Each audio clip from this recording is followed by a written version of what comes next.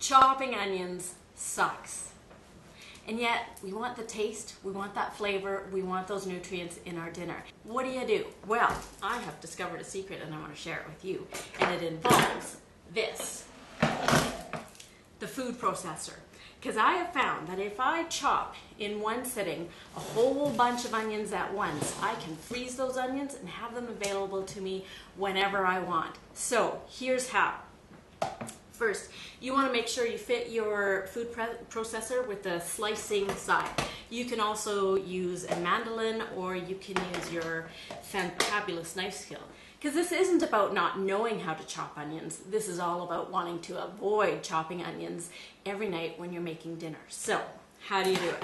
We fit our food processor, we've got our onions. And actually, here's a tip for reducing the amount of tears that come with the onions. We're going to go over to the fridge.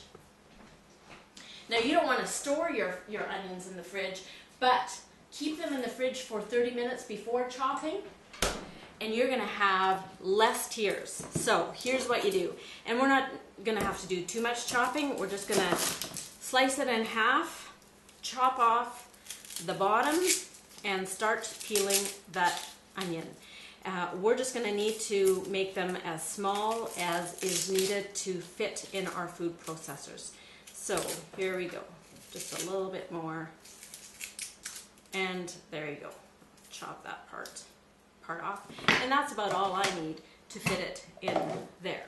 I'm going to do this one, and sometimes a smaller knife is better for a job like this. So here I go, because I don't need the big knife for chopping and dicing, because I'm not doing that. There we go.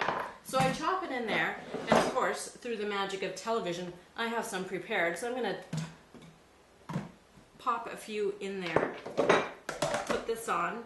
Now, if I was really considerate, I would gently place my onions so that the slices fell out evenly. But you know what? Most of this is going in soups, chilies, stews, and cooked things where the beauty of the onion really doesn't need to shine through. So I'm okay slicing just the way it is. And I'm just going to give a couple of pulses, get those onions through there, and let's see what we have. And here's what we've got.